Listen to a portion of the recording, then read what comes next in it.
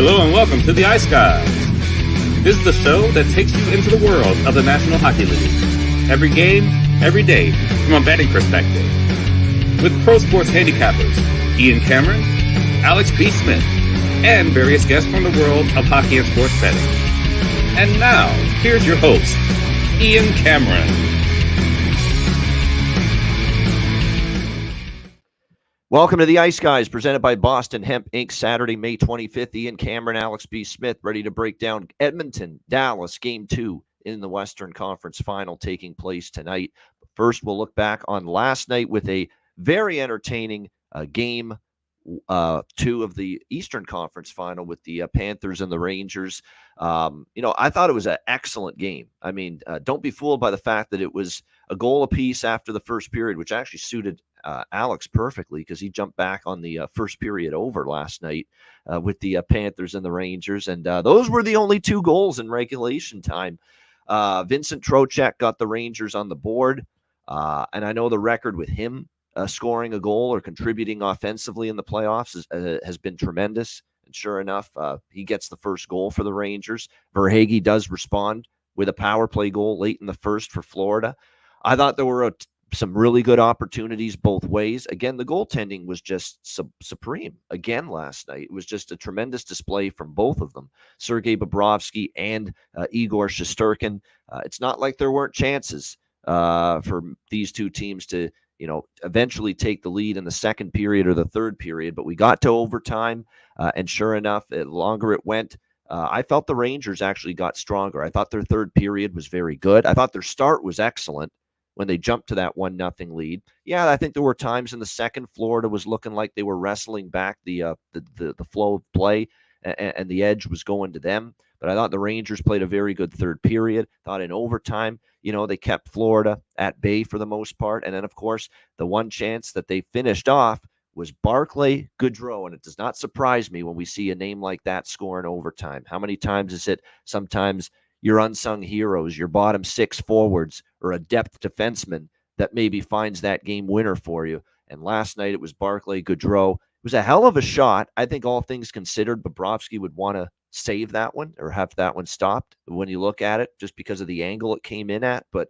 it was still a heck of a shot from just inside the blue line there by Barclay Goodrow. And the New York Rangers with a huge victory, 2-1 in overtime to tie up the series, which is actually, it was a great result for Alex and I. And from one aspect, we're on these 4-2, 4-3 series result props with both the Panthers and the Rangers in this series, and the series to go 6 or 7 games, where if one of them hits, we're obviously profitable. So that was a big result for that. I mean, not that it still can't go to 6 or 7 if the Rangers are down 2-0, but obviously the hill gets a little bit steeper to climb if they lose that game tonight. So all things considered, great game, and the Rangers get a split going back to Florida for Game 3. Alex, a very good hockey game last night.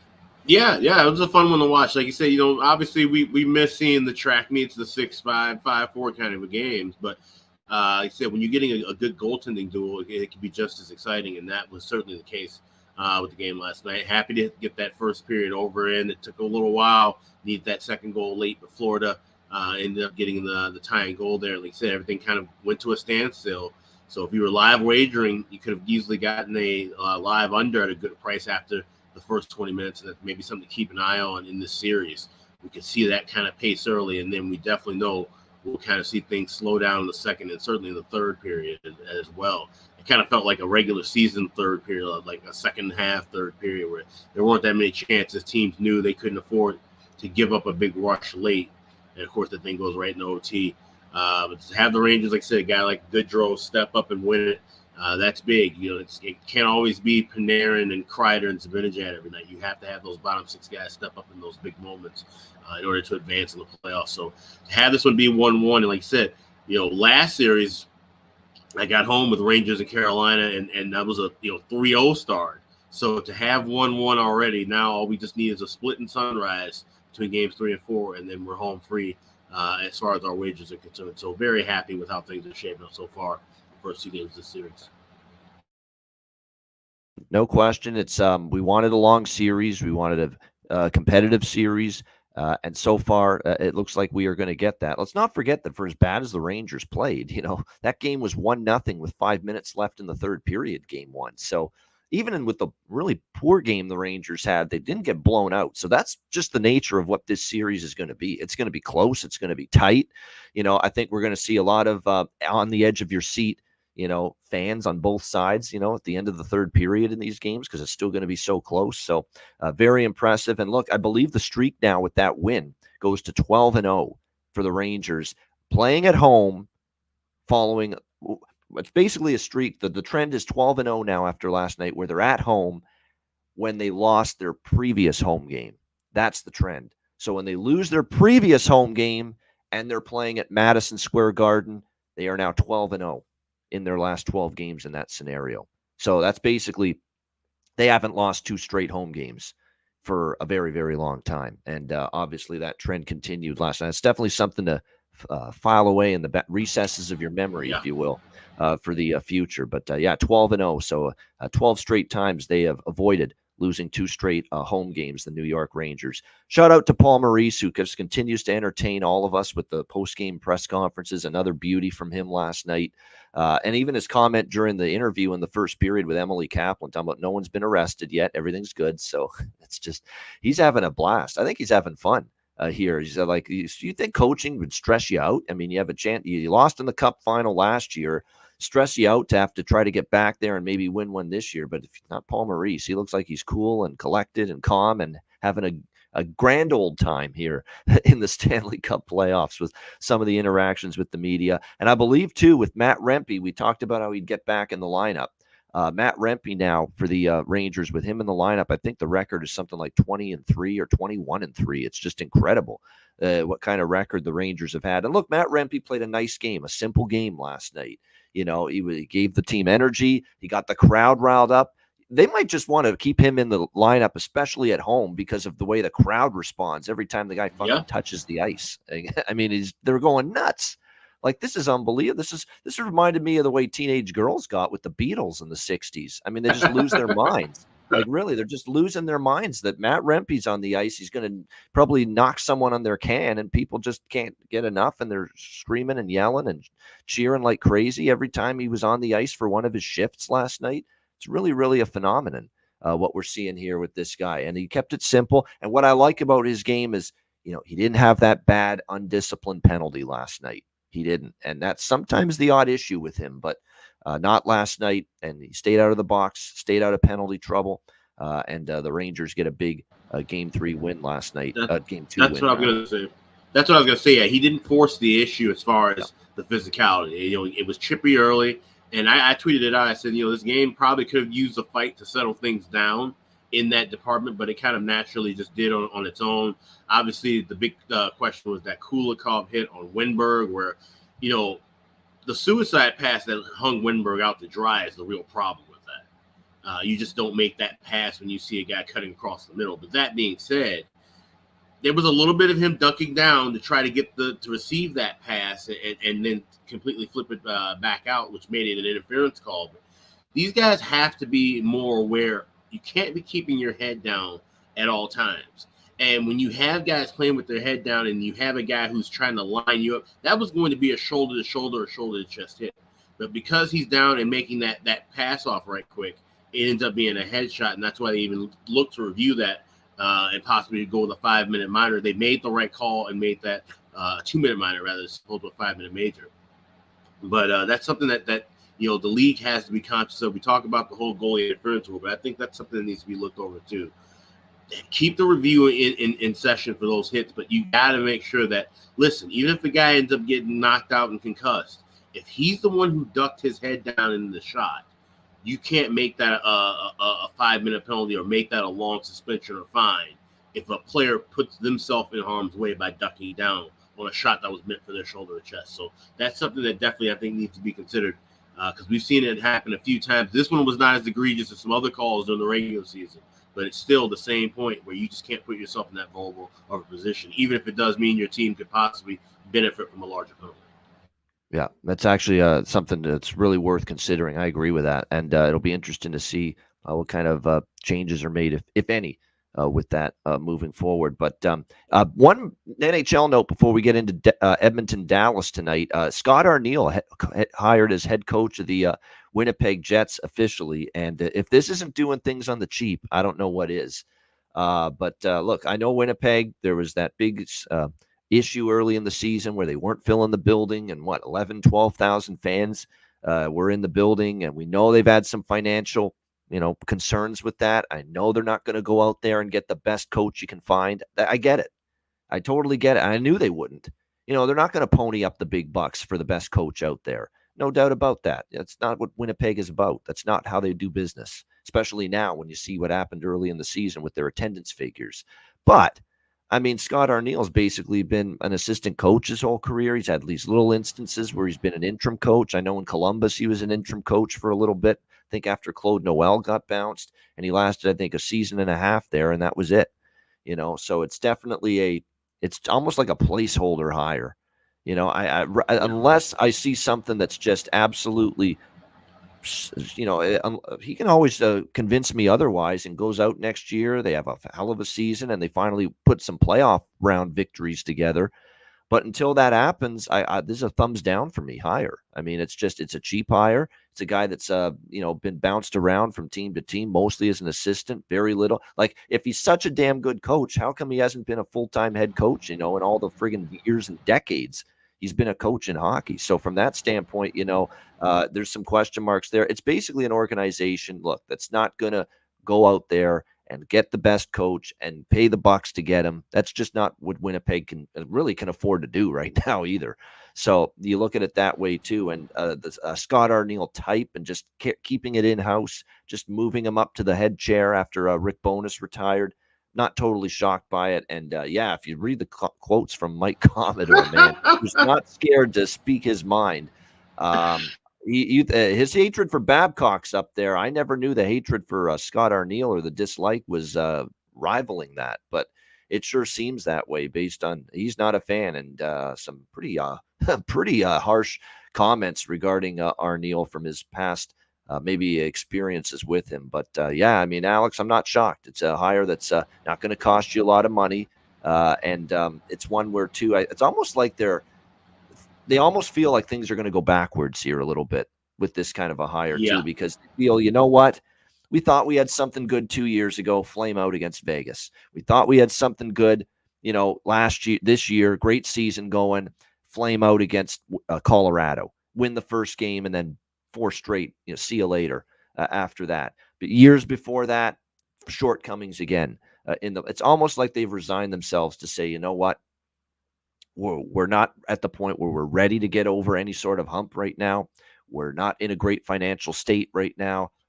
Let's just go cheap. And here enters Scott Arniel. Yeah, it's a strange hire for sure. And I thought, okay, like I said, they're not going to break the bank. They weren't going to, be in the talks for getting a Brindamore before he re-signed with Carolina or anything like that. But I had been championing Dean Evison. I thought he would have been a perfect fit, Central Division guy, tough-nosed guy. Like you said, the fact that the hump that they need to get over is playoff hump, right? They're a good. Elliott said they interviewed him and they liked him, but apparently not enough. It's just not enough to work it out. Yep. So like I said, now it definitely seems like it's going to be a lateral, if not backward move, because I just don't think he has any kind of different edge or push that Bowness had. If Bowness couldn't get him over the hump, where does Arniel have an extra edge or an extra push for this club? And like I said, then when you read Mike Commodore's, quote, then that kind of really makes it cause of concern. What other players maybe have that same feeling, be it ex-players or current players, that this guy can't get it done. Like I said, there's some guys where you wonder, why don't they get head coaching jobs after being assistants for a long time? I could rattle off a bunch of names of guys that I believe should right now have head coaching jobs in the NHL, should have had head coaching jobs over the last 5 to 10 years. They just didn't. So that's not always a fair barometer. I mean, look at Chris Knobloch. Because Knobloch was stuck in the A for a long time. Clearly, this guy needed to be in the NHL level now, and he's finally getting his chance with Edmonton. So that isn't always the case, but I think with Arniel, yes, there's a reason he's been an assistant for the last 14 years, and maybe this isn't the guy that's going to make a big splash for Winnipeg moving forward. Maybe not. You're right about that. We'll see, but very, Very interesting hire. We will put it that way when it comes to Winnipeg, bringing in Scott Arniel, or actually elevating him to the head coaching position. All right, let's get to game 2. West Final. Note the start time. We're back to 8 p.m. Eastern for the start time tonight for game 2 on TNT. Edmonton and Dallas. Dallas minus 130, home favorites, 5.5 the total here. Edmonton leading the series 1-0. It's funny, we've seen a little bit of a drop in the price, down to minus 130 at some books in the last hour or two. And are they reacting to the fact that Rope Hintz is a game time decision, that maybe they were expecting him to play and now it's not a sure thing that he will? Maybe. But there was just a little drop in the price toward Dallas here for game 2. We've seen, obviously, Dallas lose every game 1 that we can remember. Then in these playoffs and before that last year as well. But now they're in a bounce back type of spot, which is something they did against Colorado, of course, in the last round. It is worth noting, though, they did drop the first 2 home games of the first round against Vegas. So, it's not inconceivable Edmonton can win again and take a 2-0 series lead here. But I do think Dallas has a lot more to give. Peter DeBoer kind of said it, after the game 1 loss in double overtime. There's another gear. There's another level that his team has. Didn't really consistently see that. We didn't see it at the start, in my opinion, for Dallas consistently. And then there were lulls in the second period. They really didn't get their game going in any way, shape, or form until Sagan made it 2-1 off the Brett Kulak turnover. And then in the third period, look, it was not, again, another period where it wasn't Dallas's best. I mean, Edmonton actually carried things, in my opinion. In the third period. They played an absolutely tremendous third period in that game. We'll see if they can respond to that. I also look at this as, can Edmonton play, especially defensively, much better than they did in game 1? I mean, they gave up almost 40 shots. It was in the high 30s for Dallas, but their penalty kill was exquisite, as it's been all playoffs. Skinner had one of his best games of the Stanley Cup playoffs for sure. He was tremendous. And that was the difference to me with Edmonton's win in game 1 of this series compared to the last 2 games against Vancouver, as far as Skinner is concerned, where he was shielded. He was protected. He didn't have to do a ton in those 2 victories. He had to do a lot more against Dallas, and he had to make some big-time stops, and he did. And credit to him. Can Edmonton play much better defensively? I don't think so. And plus, you have to think Dallas is going to have a much better push here offensively tonight. So, I said all along that I do believe that Edmonton would win game 1, but Dallas would probably respond and take the next 3, or at least 2 of the next 3. I'm hoping it is the next 3 for my exact series to play out as Edmonton, Dallas, Dallas, Dallas, Edmonton, Dallas in 6. That's kind of the way I see it. So I do like Dallas here. They've been a good team, bounce backs type of team all season. So is Jake Ottinger, who really didn't play that bad in game 1. But I do think that Zach Hyman goal, for as great a display of stick handling and hands that was by Zach Hyman, he's still probably going to want to have that one because it went through the wickets, but it was still a tremendous effort, by Zach Hyman. So you got to believe Ottinger will be a little bit better here tonight. It's basically, rather than 1 or 2, sizable bets, like I've already got Dallas to win the West and the Cup. So all my Dallas individual game bets in this series, they're going to be smaller. I don't need to, pile on with a huge bet on Dallas from a game to game standpoint. I'm looking at this as just little small individual game bets, and I've got 4 of them involving Dallas here tonight. Dallas to score in the first period. I'm willing to lay the $1.65. It's a little pricey, but I'm willing to do it. Dallas first period puck line, which you can get at plus 178. How about that for a price? Plus 178 at Pinnacle for Dallas first period puck line, minus a half. A small Dallas money line, minus 130. Dallas team total, over 3 at minus 125 at BetMGM. You can go 3.5 at the big plus price, but just for a little added security and cushion, take the over 3 for me with Dallas team total, minus 125. A small little over bifecta here, first period over, full game over, especially with the over dropping to 5.5 tonight here for this game. So I did jump in on that. And so with all that, the Dallas bets, first period puck line, score in the first, team total over 3, the over bifecta. I'm also getting in on a similar same game parlay to the best bet that hit for me last night with the Panthers and the Rangers. But with this one, I'm going to jump up the total a little bit more. so that I can maybe put myself in a middle situation as far as the full game over that I've got and the total that I've got in the same game parlay. And what I've got in tonight's SGP is Edmonton plus 2.5, Dallas plus 2.5, and under 7.5, minus 120 at BetMGM. I'm on that. Look, if you went this route that I went with the best bet in the Florida Rangers series yesterday, which was Panthers-Rangers plus 2.5, as well as under 6.5. If you went that route with Dallas Edmonton game one, you would have cashed because it was a 2-1 or 3-2 final score in favor of Edmonton in double overtime. Well, it was plus 2.5. Both sides would have hit. Under 6.5 would have hit. But I'm being a little more safe here with the 7.5. You can actually put the under 6.5 in that SGP and get the price to about plus 130, which is a pretty good price, but I'm playing it a little safer, putting it at under 7.5 to go with Edmonton plus 2.5, Dallas plus 2.5 at minus 120. So that's what I'm on there. We'll get to props in a sec. Alex, what do you like here? West final, Edmonton, Dallas. I think we're going to kind of see more of an opening up early in this game, kind of the same way we saw with game 2 of Florida, New York. I think, like I said, we're going to see a little bit more pace, a little bit more push, especially from Dallas. Knowing that you have to seize that home ice edge, get that back on your side. So I like the first period over 1.5 and get minus 116 at FanDuel. I also like both teams to score plus 180 available at FanDuel in that spot. So those are the only two things. Not looking at the full game over. So it's the over bifecta just as far as the first period kind of goes. And there's a player prop that I like. I'll be talking about a little bit later. And a player prop, same player tied to Dallas winning the game and evening this series up at once. So I think we kind of see almost a similar kind of carbon copy to what Florida, New York look like. I don't think we see overtime, so I won't be on the draw, even though we've seen back-to-back nights with OTs. I think that trend maybe stops here tonight, but I do like first period over. I do like both teams to score. I think we see some scoring early in the contest. All right, so the over, the first period portions of the over trifecta for Alex, which is first period over and first period both teams to score here for the Oilers and the Stars here. As far as player props for me, most of my I'm definitely trimming the fat, if you will, when it comes to player props because we've seen pretty much a lower scoring start to these conference finals. So I'm really trying to isolate it down to just a few goal props. And I'm the ones with value, the ones that I'm going to get bang for my buck, rather than the obvious candidates where it's like plus 150 for them to score. So I'm going with the Nuge, Holloway, Kane, Fogle, and Bouchard for Edmonton, those 5. And they're all at plus 370 or better.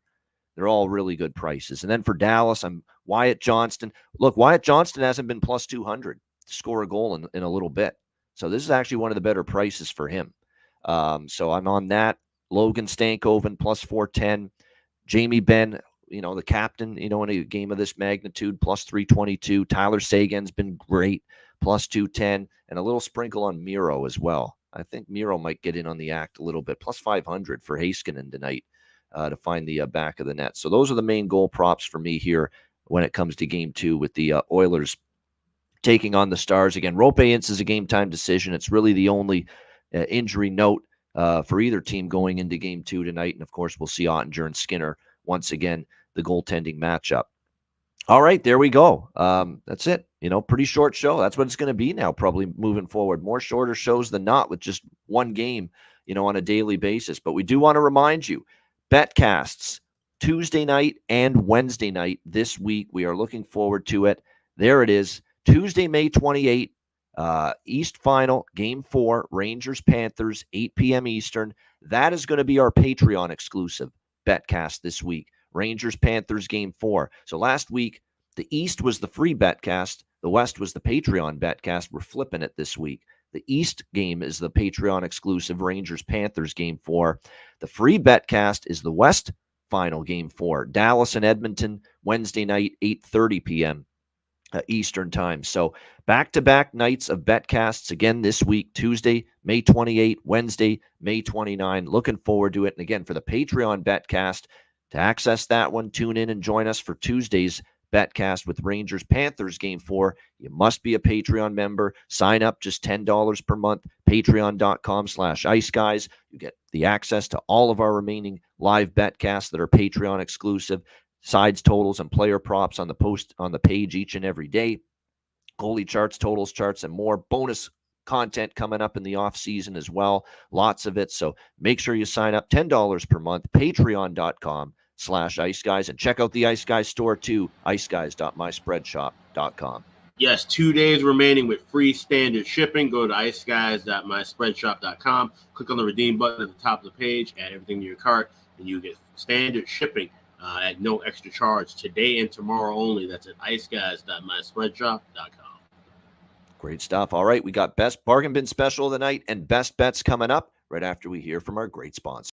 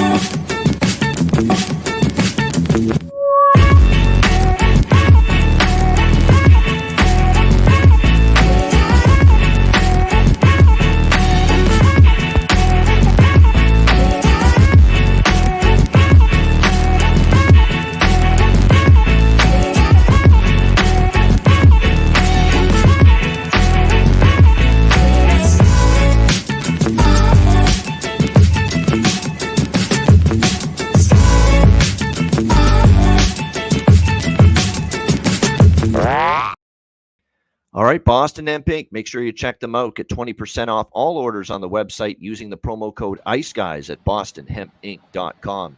All right, bargain bin special of the night for this Saturday Western Conference Final, Game 2 matchup. Dallas hosting Edmonton. Alex, where are you going for the bargain bin tonight? So I got two looks involving one player and the side they play for. It's the Dallas Stars, and I'm looking at Jamie Benn. Came really close to getting the goal in Game 1. I think he'll have a spot here tonight where he can find the back of the net. Plus 380 anytime goal. But you can also get him to score a goal and Dallas to win the game at plus 520. Also available at FanDuel. So I'm going to double up with that. We're going to go with Jamie Benn, anytime goal plus 380. Jamie Benn to score a goal along with the Dallas Stars getting the victory plus 520. So those are my bargain bin specials for Game 2. We've done it again. We're on the same one.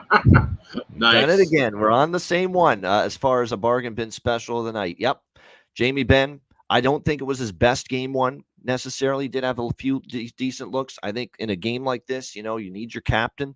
You're trying to avoid a 2-0 deficit. I think there's a great chance he ends up stepping up his game here tonight in Game 2 of this series. So I'm right there with you on Jamie Benn at a pretty good price as well, as you mentioned, plus 380. So both of us, it's the same bargain bin selection. Hey, sometimes you find the same steak in the market, and you're going to get the same people buying it when it's that tasty and it's that good and it's that bargain filled. So there you go.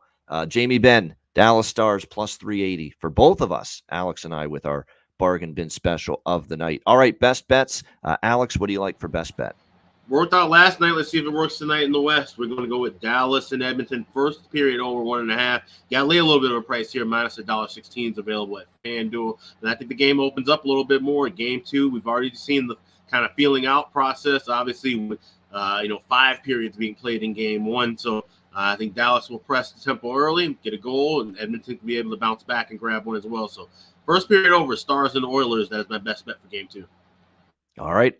Edmonton-Dallas over 1.5. Actually, as low as minus 108 at Pinnacle. So make sure you shop around, but good price there. Oilers-Stars over 1.5. First period best bet for Alex B. Smith. My best bet, I'm going to go with Dallas team total. Over 3, minus 125 at BetMGM. I like that. I think they get 4+ tonight, but just in case they land on 3, it's a push. I like the idea of them getting their offense going tonight, and I think there's nowhere to go but down for the Oiler defense and for Skinner after I think the best game collectively they've played in a long time in the playoffs. So I think Dallas gets things motoring up a little bit here offensively tonight. Dallas team total over 3, minus 125 for my best bet here for Game 2 of the Western Conference Final. All right, that's a wrap. Thanks to everyone for joining us. Hit the like button on the way out. A reminder, the Ice Guys is live 7 days a week, Monday to Friday, 2 p.m. Eastern, Saturday and Sunday, noon Eastern. And if you can't watch the show live, download the Ice Guys podcast in audio form on all major podcast platforms, as well as True TV Plus. Download the app and check it out on Roku, Amazon, and your iPad devices. For Alex B. Smith, I'm Ian Cameron. Have a great Saturday. Enjoy the games and good luck. And we're back tomorrow on Sunday for another edition of the Ice Guys.